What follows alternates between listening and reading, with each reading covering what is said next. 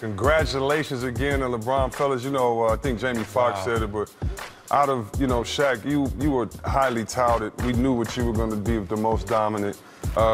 I don't know if there's been an athlete in sports that we expected so much more from before he came to the league. I remember he signed a $100 million contract, and people were saying, how good is he going to be? And brothers in the league was like, no, he's going to be good. He can be really good. And you're like, come on, this high school kid, don't say that. And it just seems like any expectation he had, BD, before he got in the league, he surpassed him. Man, even before. And for him, it's like, he's a player's player. You know what I mean? Yeah. Every player loves LeBron James. Like, either you want to play with him, you know what I mean, or you want to play on the same team with him, or you want to, compete against him, but you respect him. You respect his grind, you respect his hustle, you respect his basketball acumen, his IQ, and he goes out and he proves it. You know what I mean? He's not talking about what he's doing. Yeah. He's actually doing it and then talking about it afterwards.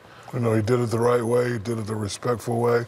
To add on to what you were saying, I played with him, and he's just a fun guy to be around, and he's a guy that never gets in trouble, does great for the NBA, definitely one of the elite leaders of the NBA. Congratulations to Bron, Bron and his family, and it's well deserved. You can't take nothing away from the kid. Well, not the kid, but the king. Yeah, but look, guys, they had 6 double-digit losses this season. They let every opponent shoot above 50%. Is there going to be a trade? I mean, it just seems like he just scored 30,000 points, and you see he's happy, but he's like almost tempering his excitement because he's like, yeah, but we sorry right now. I really can't be happy about 30,000. Do you think it's going to be so? And if so, who would you suggest for this team? I think a trade needs to be made. You hear names like DeAndre Jordan and George Hill thrown around. Will DeAndre help them the way the game is being played now? Do they need a point guard? Bron's really the point guard. Right now, they just need to just say, hey, I love you. What do you need me to do? They had some sort of meeting. I don't know what the meeting was, but usually when teams come out of a meeting, they at least come out and, play with some energy. Now, a team you can't fool around with after a meeting is the San Antonio Spurs. Yeah, right. The San Antonio Spurs have always been fundamentally sound.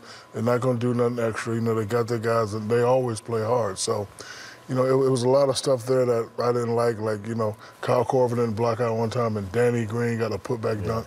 Things like that can, pull you further apart. So they just need to start trusting each other, and they just got to come out and play. One thing you can't talk about or teach is effort. Yeah. Forget my shot ain't going, or, forget I'm not touching the ball. You can still make a difference. Yeah, you can make a difference. You can get out there and make a difference. Foul somebody, do something. Start a fight, do something. If they weren't in the East, Shaq, and they were in the West, I'd agree. Right. They'd be in a nice spot right there. They'd be in trouble. But that's why I think they need to make a trade. Last year, I was telling people and saying they need to go get Cousins when he was in Sacramento. And then I was saying, well, I think DeAndre Jordan would help Shaq only because all they need is a shot blocker and somebody to go get alley-oops, because I think he has shooters in the corner, and they just need that one presence. I just don't know if you think about the finals. And I really liked this Cleveland team before the season started. I was like, they're the deepest. I really thought they had a chance to win it. But with the way Golden State plays with their chemistry, even a team like OKC, we were like, they're not playing well. They have good chemistry now. And I just don't think if you really want to make a championship run this last year with LeBron that you let them go into the playoffs with all this on his back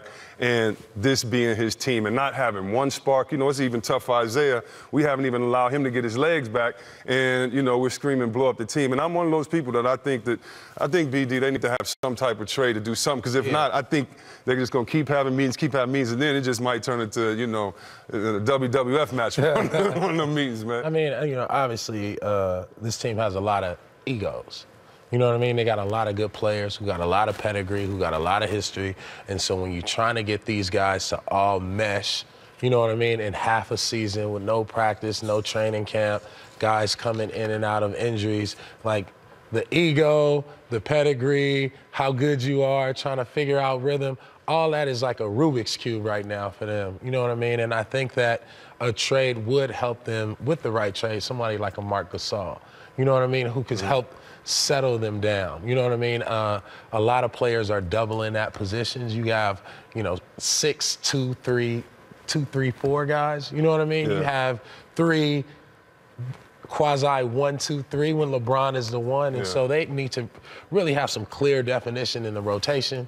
They have some clear definition in roles, and responsibilities. And then also, they got to get rid of what they did in the past, because it's a new season. And if they want to go to